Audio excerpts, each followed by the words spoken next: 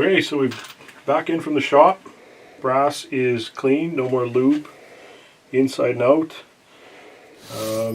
Now we're going to prime some. We'll prime 100 pieces for now just to start our load development. So I've got my priming tool.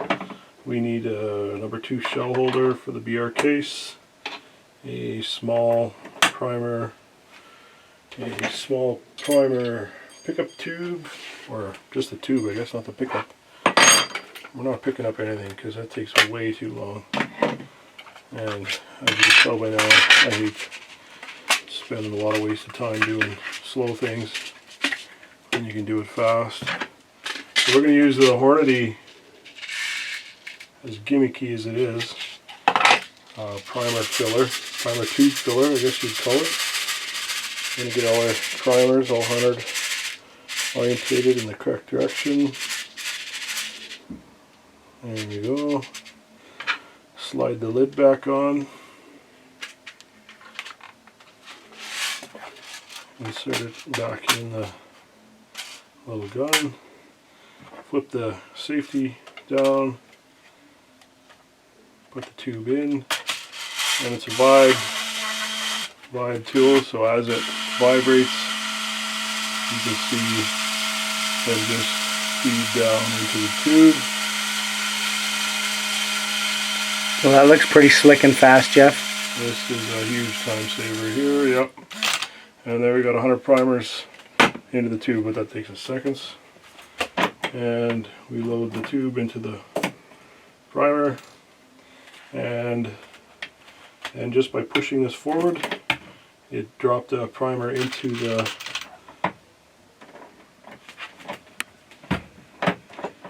and there we go.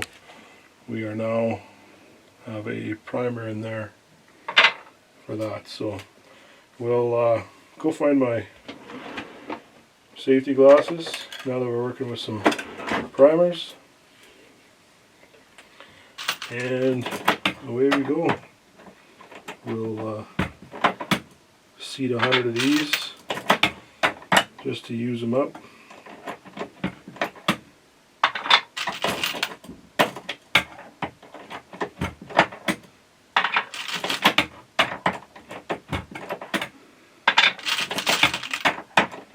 And then as soon as we get the 100 primers, and I've checked these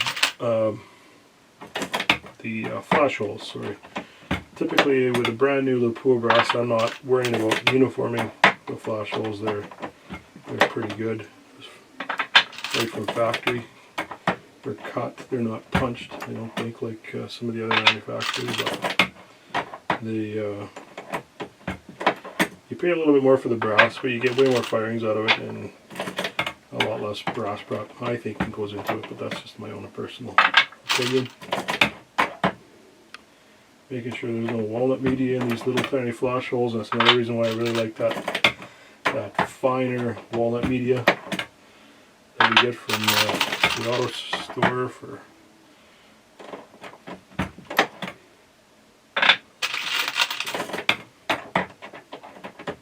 Excellent. We'll be back after they're done primed.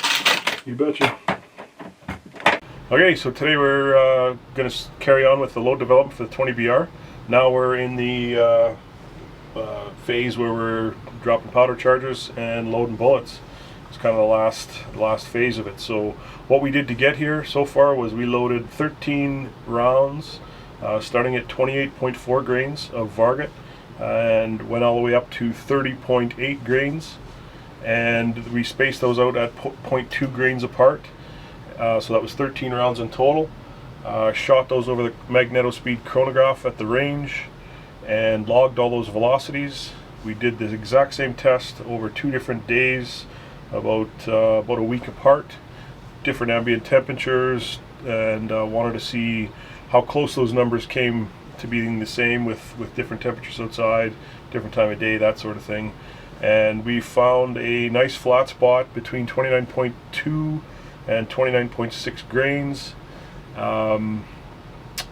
So from there, I loaded 5 more rounds, each at 29.2 to 29.6 grains, now only at 0.1 grain apart, so 5 rounds at each of those, and logged those 5 round groups over the magneto speed as well, and found that 29.5 grains yielded the absolute best extreme spread and standard deviation.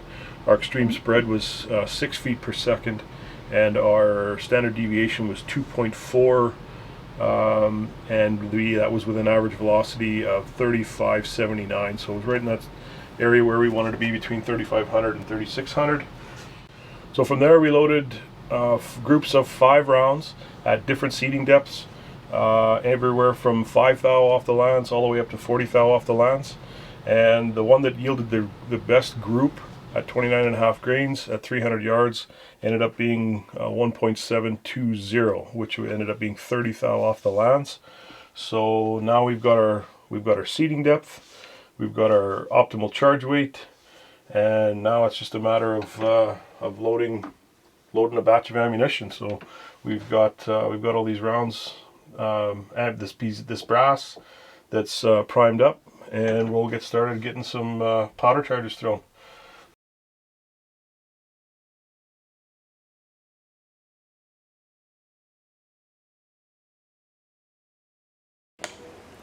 Okay, so now we're going to demonstrate how to find what our cartridge base to the lands of our 20BR case is going to be in Chris's rifle. We've already taken the bolt out, we've made sure it's unloaded, chamber's empty, weapon's safe. So what we've got is we've got a Hornady overall case length gauge. We had our gunsmith Dennis Lair from Go Ballistic Gunsmithing make us a modified case for the 20BR. This is a case that has been fired in the chamber, and I've resized it, bumped the shoulder back a couple thou, and used a bushing to slightly decrease the size of the neck, so the bullet will slide into the case fairly easily, but not super sloppy. So we're going to take one of our Berger 55 grain long-range bow tail varmint bullets, and we're going to insert it inside of the case so that I can move it in and out of the case. We're going to insert this tool into the chamber of the gun, and we're going to fully seat it, the shoulder of the case, against the chamber. So that's in as tight as it can go.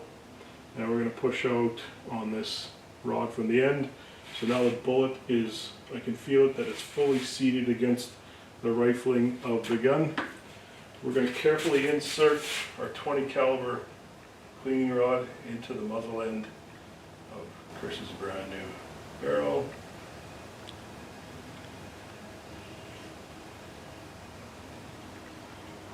And we're going to let that cleaning rod come right up against the tip of the bullet.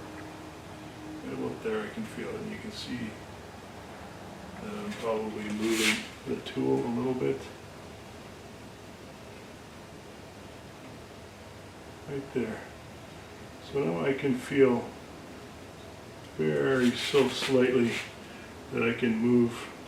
There you can see I'm exaggerating. I'm pushing that bullet way back inside the case. And now I'm pushing the bullet back into the lands.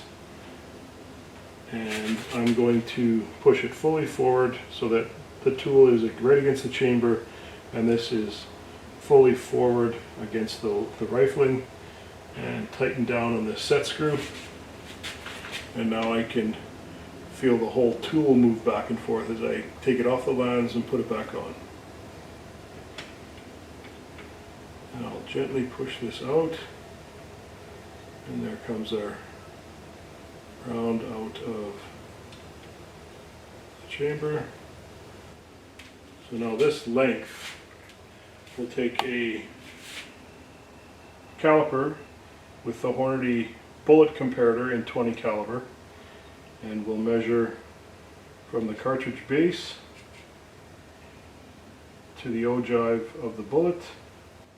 And the ogive is what's going to be touching the lands, correct? That's correct, yeah. So we are getting 1.750. So that is touching the lands.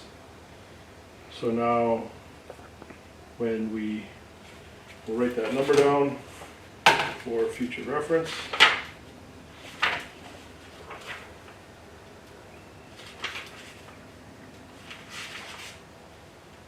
.750.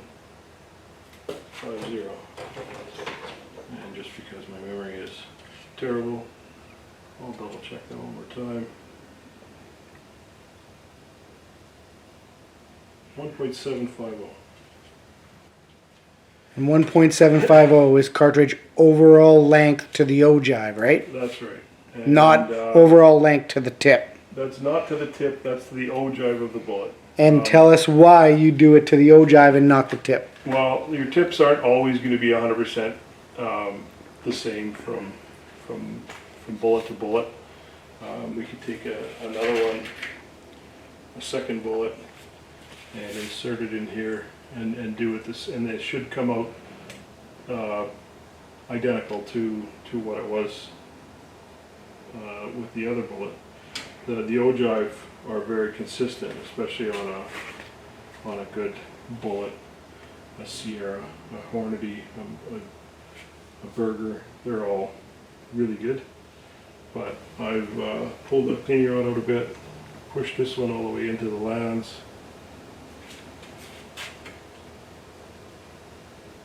You feel that's fully seated in the chamber and fully against the lands right there. And pull that back out.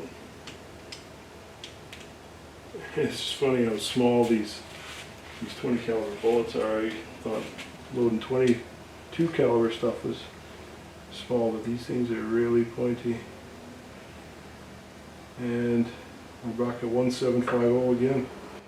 So very consistent. Even if that tip was smashed 1/8 of an inch, that ogive length would still be the same. Yeah, so yeah, it's just a better way of measuring it. It's a very easy tool to use, and it's very consistent, and you'll get repeatable numbers. So now we'll take this number as our cartridge base to the lands, and we will back that off probably to start our load development. 20 thou off usually seems to be a good number, so we'll go like 1.730 in that range, as long as we have enough bullet in the neck, which I think we will. And we'll start there, and we'll try and find our accuracy node, and then from there we'll play with seating depth a little bit to see if we get a better group by going a little deeper or a little further out. But yeah, that's the Hornady overall case length gauge tool. Okay, so we've got the FX120i scale loaded with the hopper loaded with the Varget powder and some in the trickler as well, and we're zeroed out. The nice thing about this version 3 is that it's all Bluetooth now, so it's there's an app, you can put it right on your phone or your iPad, and we just connect the FX120i to the app of the phone. I can cycle the auto throw right from here. So I've got, it's dumping about 28 and just under 28 and a half. So we're anywhere from 2 grains, 1.5 to 2 grains, somewhere in that range is a good starting point to be under your final charge weight, and then the trickler will do the rest. So we'll try it one more time, cycle it, and we're doing like 28.3. So we got about 1.2 grains to go, which the trickler will do. And then we go in the app, and we're going to enter a target weight. I don't know if you can see that. This is super easy. Enter a target weight. We're going to go 29.5 grains and tap that to set the target weight. The machine's zeroed out, so away it goes, and it's trickling up. And this thing takes 8, 9, 10 seconds to drop a powder charge. We're going to grab our Area 419 funnel kit. I got the 20 caliber adapter for that. Screw that on, and sits on top of there. And we get the nice part about this is this thing is once we get it fine tuned, it'll be the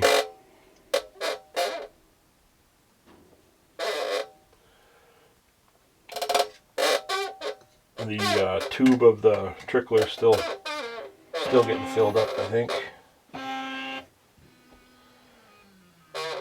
Waiting for the Area 419 clear top so you can see from the top down. That's going to be a nice, really nice upgrade for this too. So there we are, 29.5 grains. Drop it in the funnel. Go again.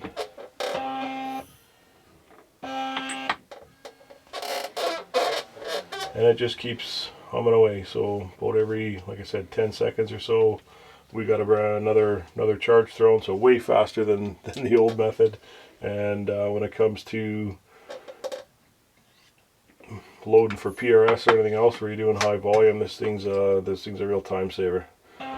So we'll get the rest of these brass loaded up with powder, and then we'll move over to the bullet seating. Okay, so we got our powder charges dropped in our brass, and now the final step is to get the bullets seated. So we're using a Redding competition bullet seeder die, and obviously we've got this preset to our seating depth, and our magic number was 1.720. So there's our, I don't know how we can, hold it up there so it's, with the Hornady bullet comparator set, we've got our bullet seating depth now at 1.720. So that is 30 thou off the lands, and that was giving us the best grouping when we did our grouping test at 300 yards. And let's check a couple, and then we'll be able to hammer them out. There it is, right back at 1.720 again. So we've got the die set where we want it. Now it's just a matter of getting these tiny little 20s in the case mouth and getting them seated. So there's the finished product, the 20BR. That's what we'll be running for the 2019-2020 coyote season. Can't wait.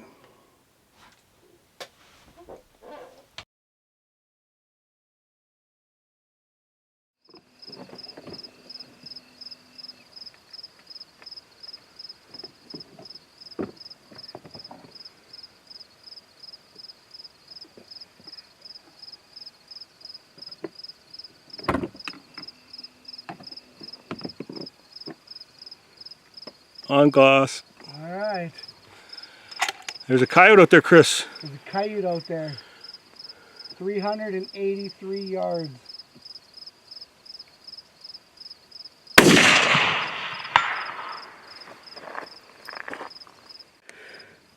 Coyote at 200 meters or 220 yards, and then coyote at 383 yards.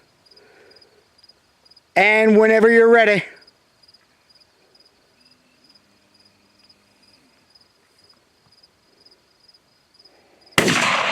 Impact.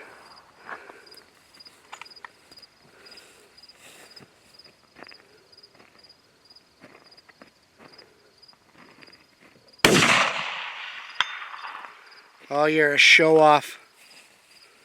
Right in the flapper. All right. Ready. Ready. Coyote comes in. Hands up.